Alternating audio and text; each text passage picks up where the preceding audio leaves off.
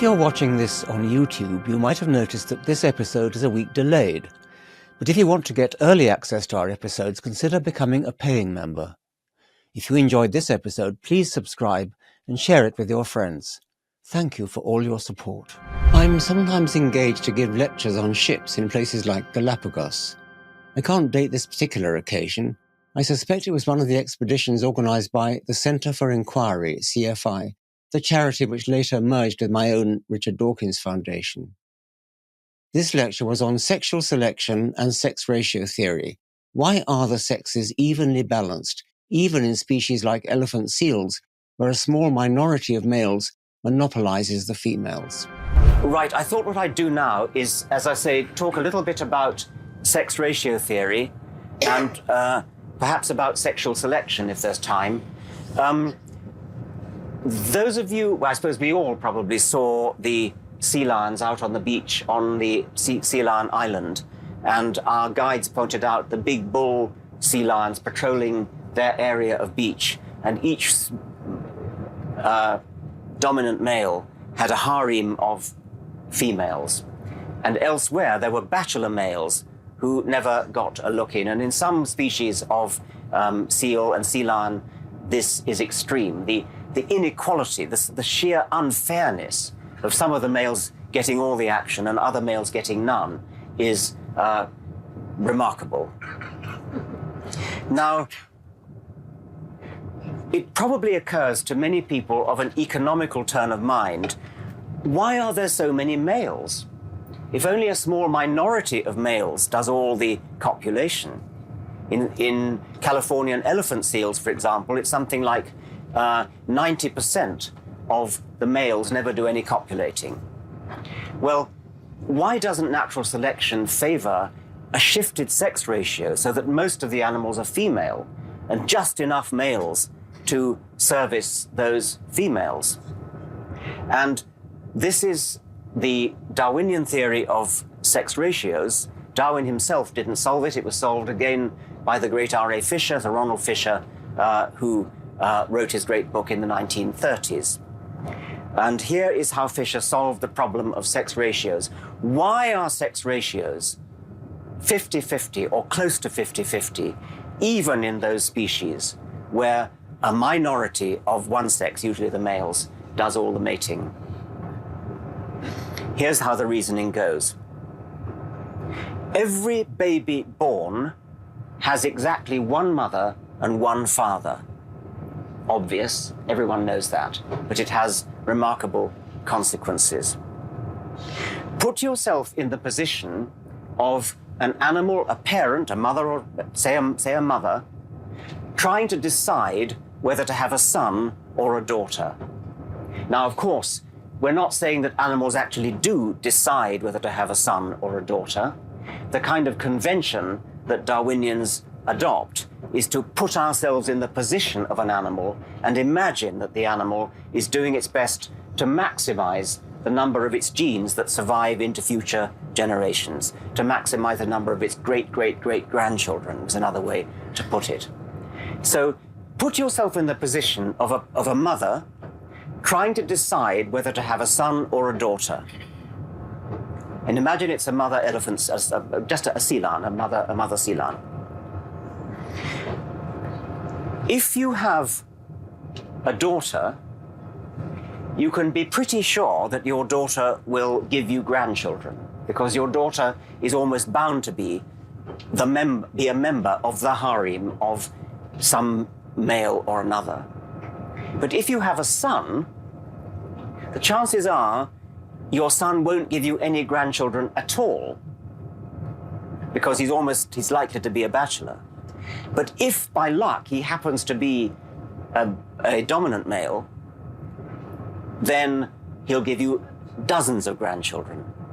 And so the average of no grandchildren at all from the unsuccessful son and lots and lots of grandchildren from the successful son works out exactly the same as the average expectation of reproduction that you would get if you had a daughter. Now, normally we're not dealing with sea lions. Normally we're dealing with animals like us. which don't have this extremely biased system where a minority of males does all the mating. The principle applies there as well, of course. Since every child has one father and one mother, if you're trying to decide whether to have a son or a daughter, if the sex ratio were anything other than 50-50, you'd be better off having a child of the minority sex. If there is a minority sex, you're better off having a child of that minority sex. Not because it'll be easier to get a mate, that's not the right way to look at it, but because since every child is born of one mother and one father, the total number of descendants that are going to be born in that species, the total number of animals alive 1,000 years hence, is going to be derived from all the males and females that are at present in the population. And if there are, say, more females than males, then the total share of that posterity, which each male on average can expect to have, is higher by simple virtue of the rarity of males. So if there are twice as many females as males, on average, a male has got to have twice as many descendants in the remote future than a typical female. That, of course, doesn't mean that every individual does, but on average, the contribution to the animals of the future of a typical individual will be proportional to its rarity value in the population at present. So natural selection stabilizes the sex ratio.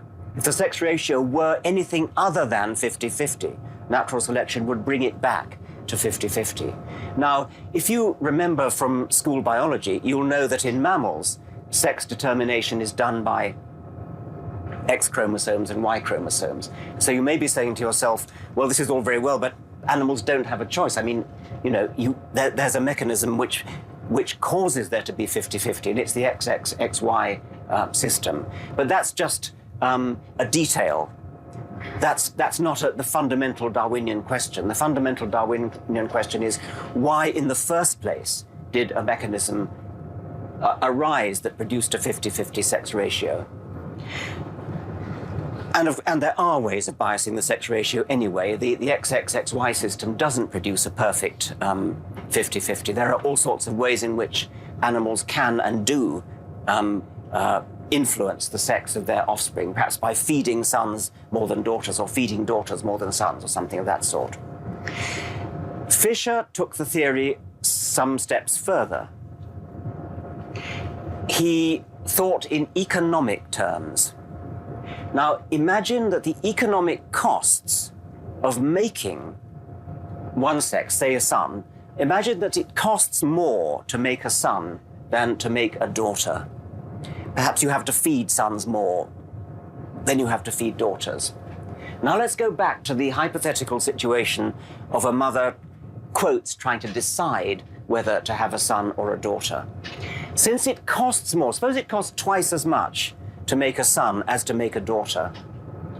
The real economic choice that faces this mother is not, shall I have a son or a daughter, but shall I have a son or two daughters? Because daughters are cheaper to make. Daughters cost half as much to make. So for the same amount of food, resources, whatever the cost is, for the same amount of resources, whatever the Ceylon equivalent of money is, you can either buy one son or two daughters. Under those conditions, if the economic costs of making one sex is greater than the other, then natural selection will stabilize the sex ratio, not at 50-50 in numbers, but at 50-50 as measured in economic costs. So if it costs twice as much to make a son as to make a daughter, natural selection will stabilize the sex ratio at twice as many females as males. The costs that we're talking about are the costs borne by the parent, or more strictly, by the decision-making entity. By the entity, and it usually would be a parent, whose genes are instrumental in deciding whether to have a son or a daughter, or whether to feed a son more or feed a daughter more.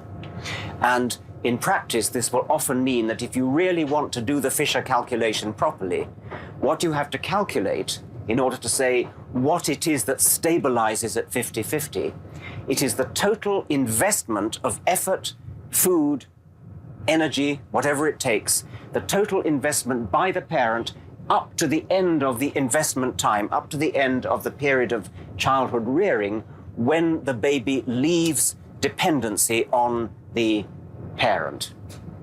If subsequent to leaving the parental care, one sex grows bigger than the other, say males grow, which they clearly do in sea lions, grow bigger, if that happens after the end of parental care, then that doesn't enter into the Fisher calculation. That's something else. Right, that's all I want to say about sex ratios. We end at 1:45, don't we? I think. So if you'd like, I could say a bit about sexual selection. We've seen some nice examples. Perhaps the most spectacular we've seen is the great big red balloon of the male frigate birds. And you'll be familiar with things like pheasants and peacocks, and very, very often when you see very, very bright colors, birds of paradise. Darwin and Wallace, the co-discoverer of natural selection, were both extremely interested in these bright colors. And Darwin developed what he thought of as a separate theory, the theory of sexual selection, which he mentions in The Origin of Species, but develops more intensively in The Descent of Man, his later book, which is actually, The Descent of Man is not so much about humans, it's more about sexual selection. As Darwin realized, it's not enough to survive. The whole point about natural selection is reproduction. And because individuals often compete with members of the same sex for mates of the opposite sex, anything that causes an individual to win that competition will be favored by a form of natural selection. If a male frigate bird has a great big round tomato-like balloon on its chest, and if females like that, if females are attracted to that, then genes for making great big red balloons will get passed on to the next generation, even if the red balloon makes the individual male less likely to survive as an individual. So there'll be a trade-off, and very often sexually selected characters do make the individual more likely to die. Perhaps it's more clumsy in flight. Perhaps its conspicuousness attracts predators or something of that sort. So Darwin developed this theory of sexual selection, and he used it to account for peacocks and birds of paradise and pheasants and indeed humans. He made great play of it in discussing the evolution of humans.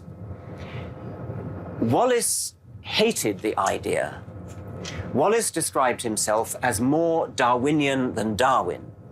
And in this respect he was less Darwinian than Darwin in another respect, that in his old age, Wallace started flirting with religion and mysticism and things. But in terms of sexual selection, Wallace was more Darwinian than Darwin. Wallace hated the idea of sexual selection. He wanted everything to be useful for survival and reproduction, but not attraction.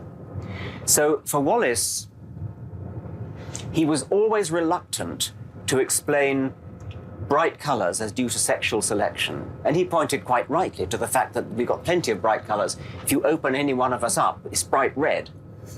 Nothing to do with sexual selection, bright red for a perfectly good physiological reason. And Wallace was always eager to discover utilitarian reasons for the sort of bright colors that Darwin ascribed to sexual selection. This distinction between Wallace's views and Darwin's views, by the way, is due to the philosopher and historian of science Helena Cronin, whose beautifully written book, The Ant and the Peacock, I very strongly recommend.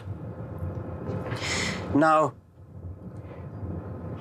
one of the problems with Darwin's idea of sexual selection, and one of the things that Wallace hated about it was that it just assumed as a given that females like certain colors or certain shapes.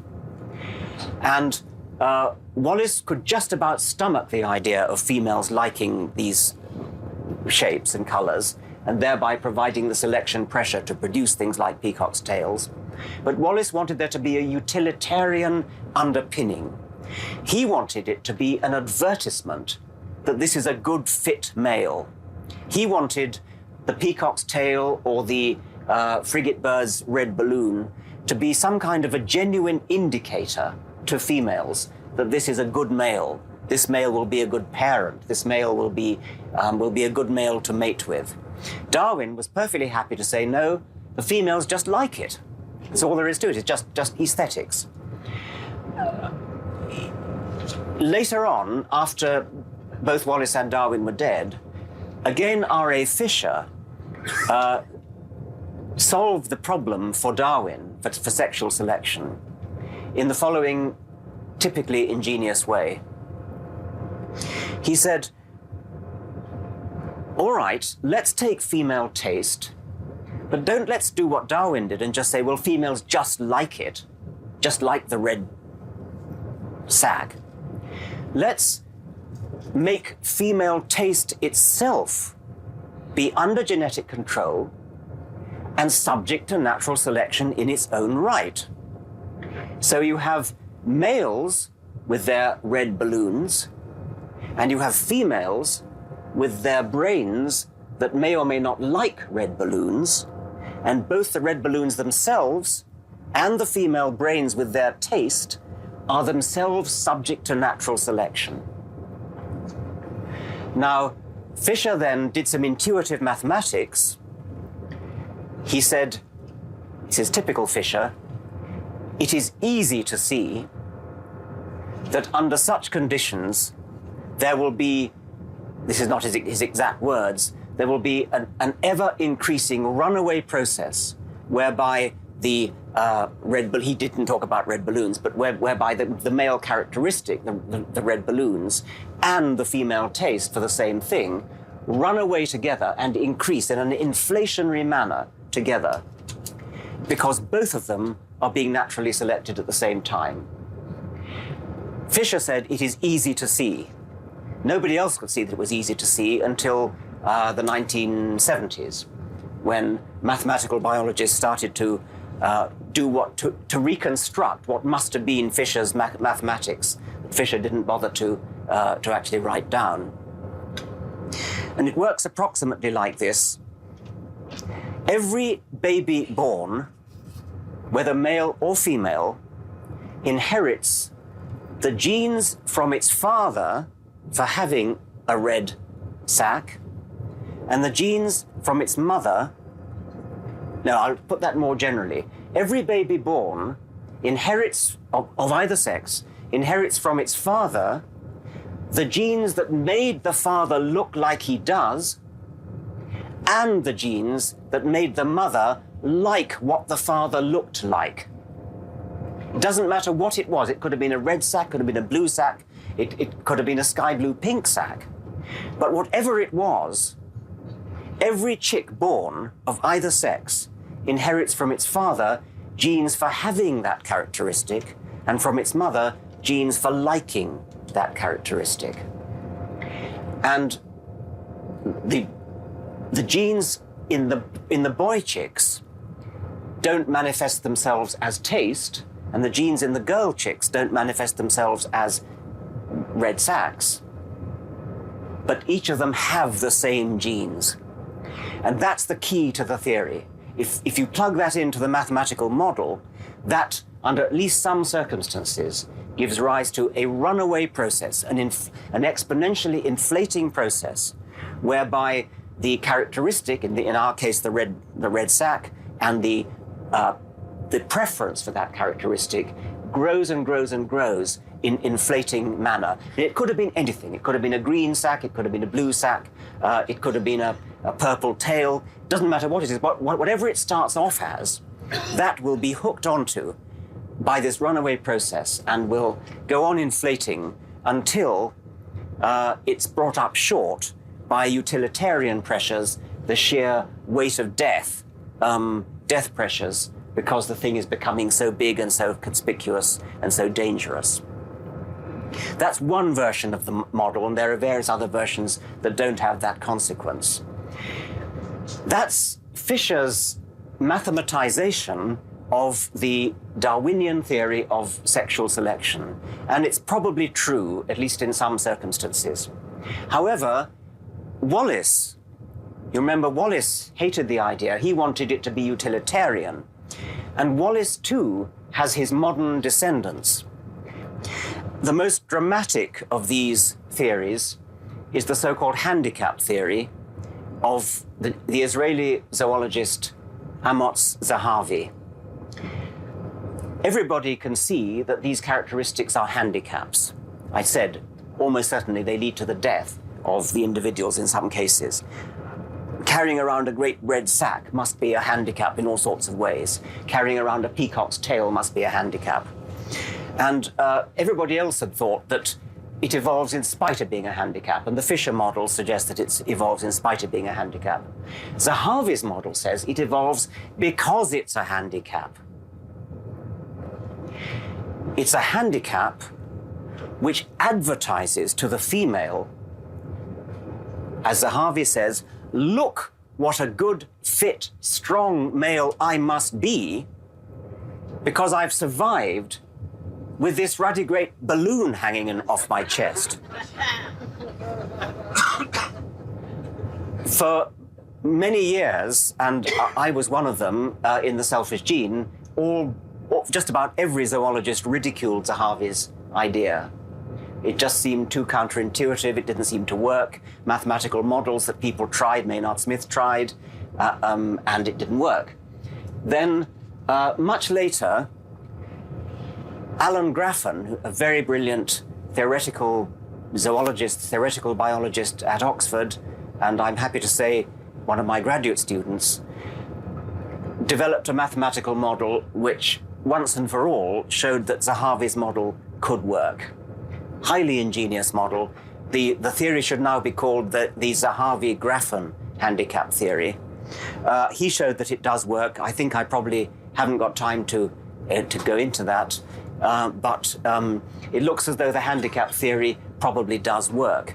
At the same time, Bill Hamilton, who featured in the last slide that I showed yesterday with the great big straw hat in the Amazon, in a boat on the Amazon, developed a kind of version of it to do with parasites, and the idea that males are advertising to females that they are healthy. And the idea here, this is another Wallacean theory of sexual selection. The idea here is that one of the most important things a female can do when choosing a male is to be, in effect, a good diagnostic doctor, to choose a male who's healthy, using all the cues that a doctor would use. Unfortunately, females don't have the benefit of thermometers and blood tests and x-rays and things, which is what ideally they would do. So they do the next best thing, which is to look at the male, assess his plumage, assess his coloration. If there's any chance of seeing the color of his blood, then that would be of benefit to the females. At the same time, and this is the paradoxical aspect of the theory, which is rather related to the handicap theory, modeling has shown, mathematical models have shown, that it is also of advantage to males to advertise their health honestly to females, even if they're unhealthy. It doesn't mean literally, if you're unhealthy, advertise the fact that you're unhealthy. What it means is advertise your health regardless of whether you're healthy or not, and do it honestly. And in a way, this is an aspect of the handicap principle. The handicap principle is a way in which the costs of doing something are an honest advertisement of the truth value. Great big padded shoulders to demonstrate your muscularity would soon be seen through. They don't work. You have to actually do something. You have to actually lift weights or something like that in order to show that you really are a strong, healthy male. And similarly with Hamilton's health theory. So in the Hamilton theory, we have natural selection on females to become better and better diagnostic doctors, or vets rather, and pressure on males to become more and more honest advertisers of their true state of health. So something that brings blood to the surface, as in crests, as in the blushing that monkeys do on their bottoms, or blushing itself in humans, blushing in the face. Anything that brings blood to the surface could be regarded as revealing, deliberately revealing to females how healthy you are. The long tail of a bird of paradise, in Hamilton's interpretation, develops its great length because one of the symptoms of ill health in a bird might be diarrhea. And if you have diarrhea, it's likely that your tail will be dirty. And the longer your tail is, the harder it is to keep clean. And so a male that has a long tail is a long clean tail, a long tail in good condition with nice bright feathers, is advertising his health. So natural selection enhances, amplifies characteristics which demonstrate to the keen eyes of the female what is healthy and what is not. So we have two families of sexual selection theory around today: the neo-Darwinian Fisherian theories and the neo-Wallacean theories of advertisement of quality. And I'm not coming down in favor of one or the other. I think they both may be true in different animals, maybe both be true even in the same animals. And I think it's important for us to learn about sexual selection as the other great contributor to evolution, as well as ordinary natural selection, which is, it's about survival and reproduction, but not about sexual competition. The other part, by the way, of Darwin's theory of sexual selection is not about males competing for females, but about males directly competing with other males by fighting them. That was a very, very brisk run through sex ratio theory and sexual selection theory. We've got about 1 minute for any questions, if anyone. Yeah. I've been puzzling over the... Can you wait for the mic? I've been puzzling over the question of the Galapagos tortoises that we learned about at the Darwin Research Station, in which each individual embryo has the genetic ability to produce either not only a male but also a female, and whichever sex it becomes is determined by the temperature at which the embryo is incubated, and the parent tortoises control the sex ratio by the depth at which they bury their young. And so if, say, in the process of climate change, it becomes more difficult to produce whichever one is produced by the lower temperature, and if they don't become extinct, you would expect this temperature preferences to evolve. Yeah, I mean that's actually one theory for what drove the dinosaurs extinct. It might have been something like a global shift in temperature, leading to them all coming out one sex. First, notice that in those species, like many reptiles, in which the sex is determined by temperature, that makes it much easier for the whole sex ratio theory to work, because then the idea that a female can control the sex of her offspring becomes more plausible, because obviously it's more easy to manipulate temperature than to manipulate sex chromosomes. Sex chromosomes is another way of doing it.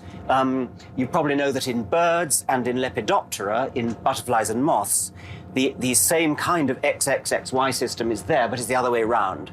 So whereas in mammals, the XY is the male, the XX is female, in birds and in Lepidoptera, it's the other way around. There are lots of different ways in which sex is determined, and whichever way sex is determined, natural selection will be working above it to ensure that there's a 50-50 sex ratio of investment. So in the case of temperature dependence, it will still come out 50-50, or at least it should, according to Fisher's theory. And so the threshold for switching from one sex to the other will be carefully adjusted by natural selection, so that in an average year, you get 50-50. But as you can see, it's a very hit-and-miss mechanism. But natural selection will certainly be in there, adjusting the temperature threshold to give an overall expected result of 50-50. As I understand it, Stephen Jay Gould thought that accidents played a big role in what survived and what did not. I'm wondering what role you think accident plays along with natural selection and sexual selection. Accident, of course, plays an enormous role in the kinds of animals that populate the Earth. Why on earth Stephen Jay Gould or anybody else should think anybody is surprised at that, I don't know. I mean, it's perfectly obvious that accident plays a huge role in the species that are around. The dinosaurs were wiped out by a comet that hit the Earth. Pure accident. It's not a selective event. It has nothing to do with natural selection, but it's clearly very important. He talks as though he says things like, if Picaya in the Precambrian had gone extinct, we might not be here. Well, of course we wouldn't be here if Picaya had gone extinct. It easily might have gone extinct. We probably wouldn't be here if the third dinosaur to the left hadn't sneezed at a particular time. I mean, all sorts of things ramify and have complicated effects. We are here by the thinnest of threads of luck. Every one of us is. If you enjoyed this episode, you can show some support by subscribing to the podcast, sharing it with your friends, and leaving a review.